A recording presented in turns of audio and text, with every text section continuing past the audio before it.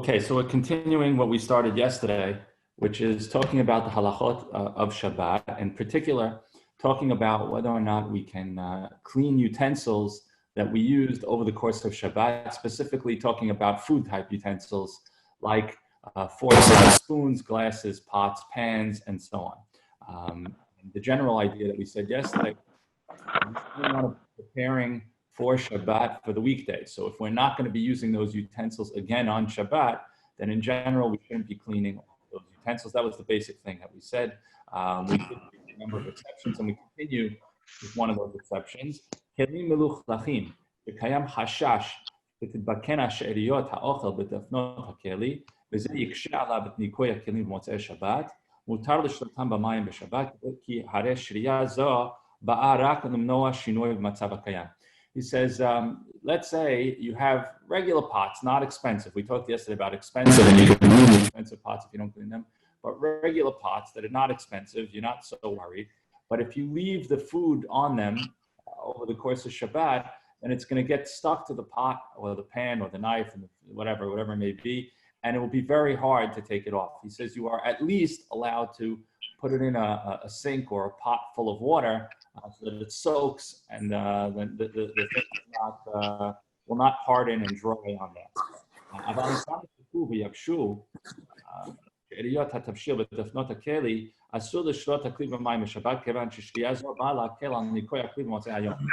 That's provided that you're doing preventative. Preventative meaning that so far it hasn't gotten stuck on the walls. But once it's stuck on the walls, meaning you left it there for a while, it's stuck on the walls. So at that point, you can't dip it in water anymore. You have to leave it. It's already stuck, so you're not helping anyway. I'm just going to mute everyone. You're welcome to unmute yourselves at any time to ask a question or anything, but I'm just going to mute so that there's no background interference. So you can definitely unmute yourself whenever you need to ask a question. Okay, continuing. This is a very important halacha that a lot of people are not aware of and maybe are not so careful with. Asur l'ishtamesh b'tzemer felda or safug.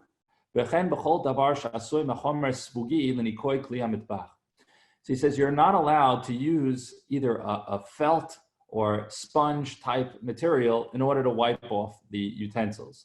Anything that's sponge-like can't be used in your sink on Shabbat.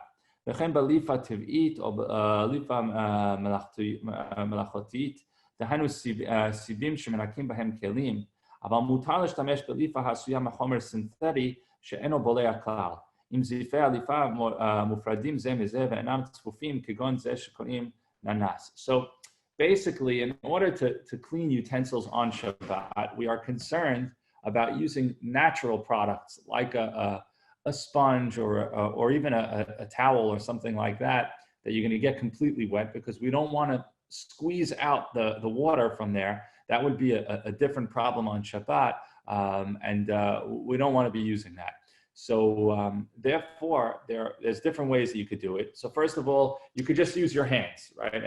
And that's maybe one of the easiest things. To use your hands or the rubber gloves or latex gloves to just wash things off, that's fine. There are many synthetic types of sponges or brushes or something like that.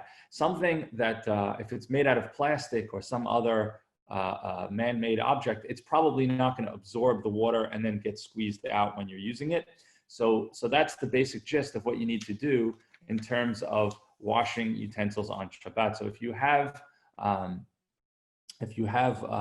you will be washing your utensils on Shabbat, you could actually go to a lot of the local hardware stores, and they have what they call Shabbat sponges and Shabbat cleaning materials. So those should be used, and we should not be using the ordinary sponges that you generally get from a Home Depot or something like that. So that's something to keep in mind, that a lot of people are either unaware or not careful about, but it is something that's a serious problem on Shabbat. Now, we didn't talk about it here, and he doesn't talk about it. What about if the non-Jew is using that? That's not a problem. You're not telling the non-Jew to clean it that way. That's the non-Jew's choice, and it's not a problem for the non-Jew to use that. It's done completely with the non-Jew's knowledge. So if you put your plate or your fork or your knife or all of it in the sink, and there's a housekeeper or a butler or whatever, some other employee that says, hey, I'm going to clean that off, and I'm going to choose how to clean it off, either by rinsing it off with a sponge or putting it in an electric dishwasher. That's up to them, and that's fine. And you haven't done anything where you have told them that that's how they have to do it. So that's fine. But I would say, but be aware not to do that. Don't tell them you must use this sponge or this dishwasher in this way at this time, so that it's them working on their own, which is a throwback to something we talked about at an earlier point in time. Okay, the next halacha is a very common and frequent halacha. Rabbi? I'm sorry? Just one question, Rabbi. Does this have anything to do with, does this washing with a leaf or something like that have anything to do with washing your own body?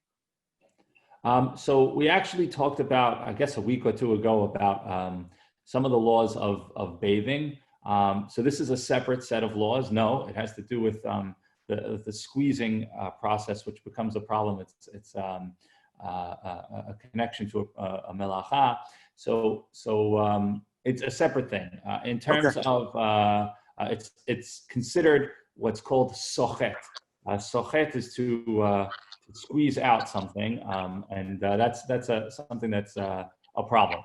So you can't, similarly, you can't squeeze, like grapes and whatever. We'll get to that at some other point in time. But in terms of washing your own body, so we talked about this last week. I think it was last week, in a previous week. And the idea that we had was, or the statement that we have is there's a specific rabbinical law against washing your whole body in warm water, or even a majority of your body in warm water, because what used to happen was the people would heat up the water in order that you could do that. And you're not allowed to heat up the water. That's a direct melacha called bishul, cooking. So in order to protect against that happening, the rabbis outlawed all cases of warm, full body cleansing. They did allow you to wash your hands and face and feet, so kind of like your bodily extremities, but not a full shower. We did talk about this in terms of saying you could use, if you want to take a full body wash, you can take a cold shower. The other thing that we said in modern times becomes a problem in terms of using the shower is the way most of our homes are built and the boilers and the way that they work.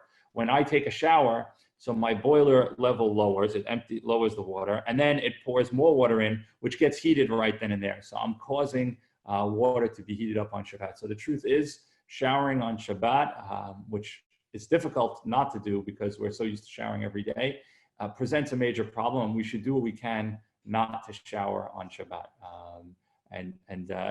because it presents a number of significant problems. Anyway, I hope I answered that question.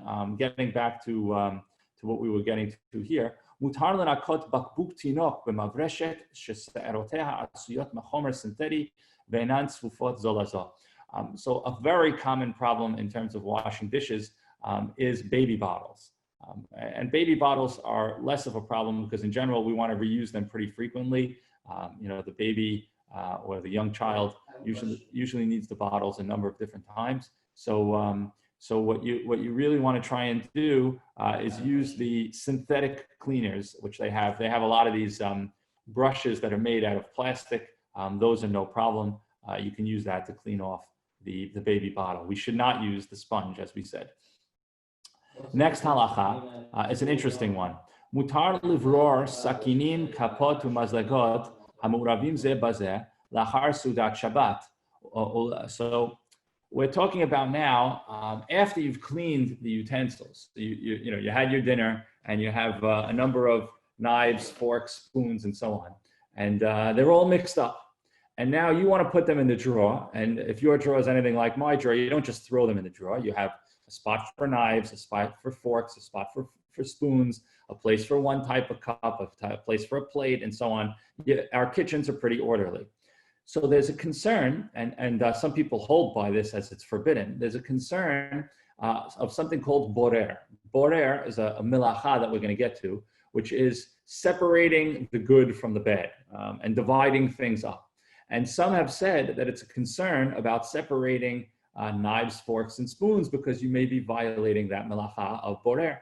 And what we're going to say is, no, it's not a problem because there's no, we'll get to borer when we get to it, but here with the forks, knives, and spoons, and whatever else that you might be separating, none of them are bad. You're not throwing them out. So there's no problem of separating the good from the bad, which is the problem, which is the melacha. When you're separating good from bad, you're separating various different types of items, but they're all equivalent. They're all the same. So since they're all equivalent, there's not a problem, and you can therefore put away forks, knives, spoons, and so on. I would say the same thing applies, which we'll get to it with books and other items that we put away. With clothing, it becomes a little bit of a different issue. When you're talking, we'll even though it's not the topic, but it's a good point to put away to talk about now. Let's say someone who did the wash puts a pile of clothing on your dresser, on your bed, or something like that. And you want to put it away. So in general, we're going to say that's probably not a good idea because all those things are being put away in order to use them for a different day. So therefore, if we consider the putting away as preparing them for a different day, we should not be doing that. Whether or not a housekeeper or some other employee does that is less of a problem. However, I would say that let's say they put it in a place where it's ruining your Shabbat by seeing it in that particular place. There might be an avenue by which you can put it away. But in general, I think the general rule is, as a good rule, is as we said about packing suitcases and things like that, which we should not do on Shabbat. We should also not put clothes away, linens, towels, whatever it may be, same type of thing. We shouldn't put those things away. Okay, next halacha. We'll do two more. Kiyor shahamayim nishpachim letocho shenistam b'Shabbat. You have a sink that became clogged on Shabbat. And the water is not now going out of it. You're not allowed to use a plunger to plunge the sink, to open up the sink. Aval, or some other way of unclogging the sink. But that means it was completely, like almost hermetically sealed. But if there's, which is usually going to be the case, it's clogged, but it's some water is getting through. And now, if you use a plunger or some other extraction device, it'll clean up or cleanse out the drain. You can do it provided you're not a pro, right? You shouldn't be using professional devices. So I wouldn't use the plumbing snake. I wouldn't take out, some other professional cleaning device that a plumber would use. But less than that, you're able to do. So to just, use your hand and pull some things, or to plunge a little bit, that's fine. And the same would go for the toilet. You could also pour hot water, Drano, liquid plumber, or something like that. So again, what we're concerned about here is doing professional work, right? You can't do professional work to clean out the sink, but if you're doing amateur work, just moving things around or something like that, it's less of a problem, and therefore you would be able to do that. So I hope that's clear. Okay, last halacha that we'll do for today. Pach shezorkim letocha ashpa. You have a trash can that you throw trash into it. V'yesh bo gam dvarim she'enam ru'im lemachal behema asur letaltalo b'Shabbat klal. And you have in it things that you would not feed to an animal. So you're not allowed to move it on Shabbat.